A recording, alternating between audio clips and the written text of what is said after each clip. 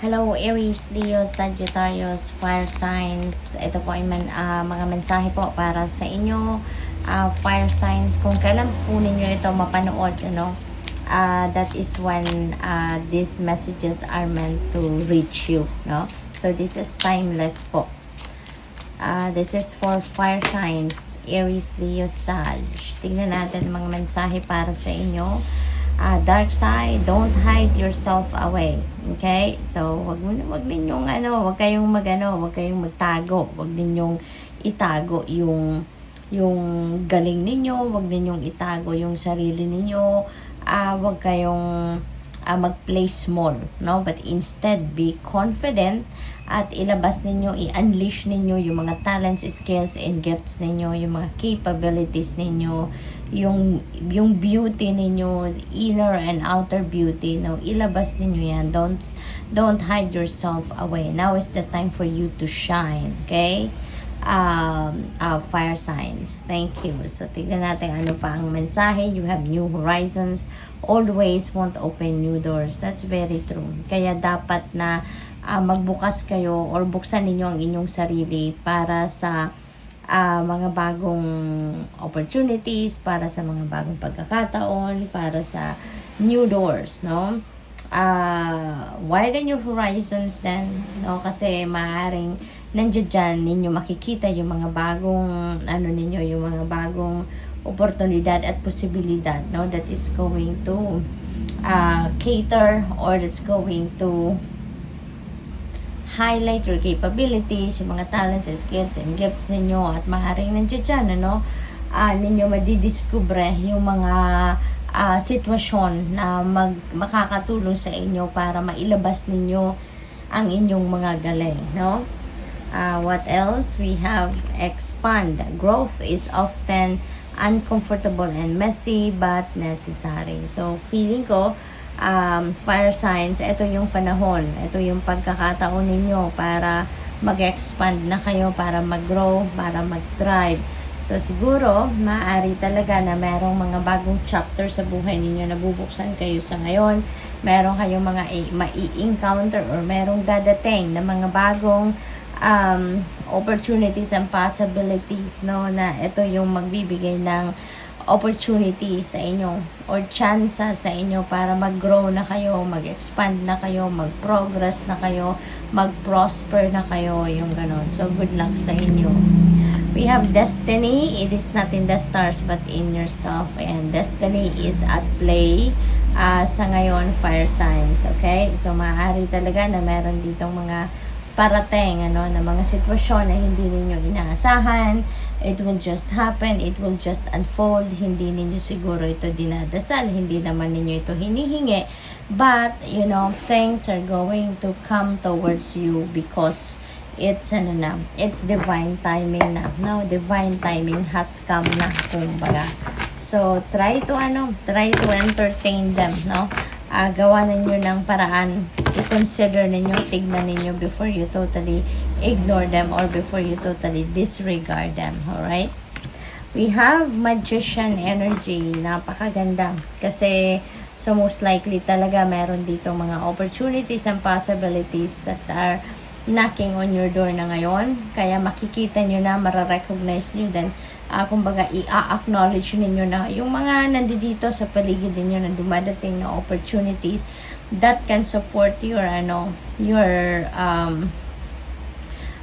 yung mga vision ninyo for yourself, no, para makamit nyo na ito. Kaya maybe kung dati hindi kayo nagte-take action, kung dati napaghihinaan kayo ng loob, maaari ngayon dahil makikita ninyo na yung mga oportunidad na pumapasok sa ngayon ay makakatulong sa inyo para madalanan ninyo sa realidad yung mga pangarap ninyo, yung mga vision ninyo. Kaya you're going to take action now and you're going to grab every opportunity na meron dyan.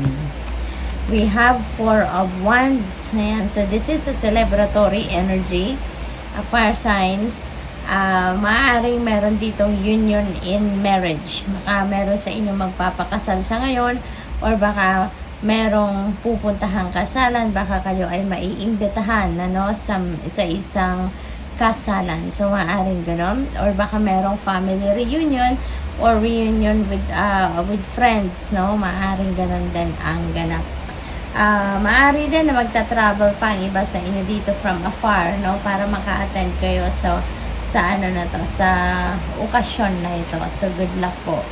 7 of Wands. Yan. So, there may be challenge or challenges na maaring kinakaharap ang iba sa inyo rito. At maaring yan ay related sa trabaho, no? Sa maaring sa work situation ito or family situation, maaari din na gano'n. And you may need to be courageous dito. You need to be brave para maharap ninyo squarely kung ano man ang sitwasyon na ito. Stand your ground at saka stand for what you believe in. Ano? Kung ano yung sa tingin ninyo ang tama, kung ano sa tingin ninyo ang nararapat, then doon kayo.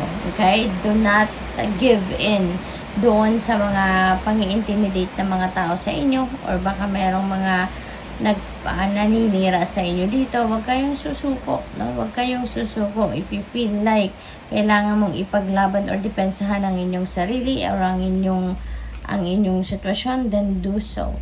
Okay? What else? We have 3 of Wands.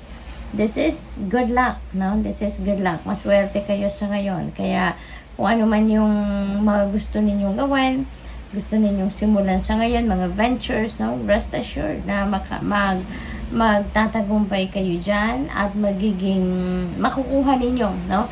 Kung ano man yung ine-expect ninyo dito. So, this is the perfect time for you talaga to take action. Kasi, feeling ko, habang nandito yung swerte, so mas magandang simulan nyo na yan. Wag na kayong magpatumpik-tumpik pa. Wag na kayong magdalawang isip pa, no? Wag mag-hesitate at gawin nyo na kung ano man yung mga gusto ninyong gawin or mga pinaplano ninyong gagawin. Go for it habang ang swerte ay nandito sa inyong horizon. So, meron talaga magta-travel sa inyo, Aries, Leo, Sag, merong magta-travel sa inyo rito, and this could be international travel. So, what else? We have fire, intensity, yung passion ito, no? Ito yung napipick up ko dito. This is passion, parang mabubuhay talaga yung fire sa puso ninyo, no? At ito yung push ninyo sa sarili ninyo para gawin na yung mga bagay na gusto ninyong gawin. Ito yung nagfo-fuel sa inyo rito, no? Para mag-take action kayo is yung inspiration ninyo at saka yung drive ninyo, yung gano'n. Nandoon sa puso ninyo ngayon. May excitement, may talagang parang eye on the prize kayo, no? What else? We have navigation. Ayan. So, this is beautiful kasi you are guided. No? You are divinely guided, and as you navigate this new ventures or as you navigate this new beginning, divinely guided kayo. Magandang ginagabayan kayo ng Divine Universe, kaya napakahalaga din na gawin ninyo, no, na makinig kayo at sundin ninyo ang bulong ng iyong intuition kasi tutulungan kayo at gagabayan kayo ng universe as you navigate these new circumstances sa buhay ninyo. Okay? What else? We have Sun, faith. Ayan, kapit lang, laban lang, keep your hope and faith alive. Okay?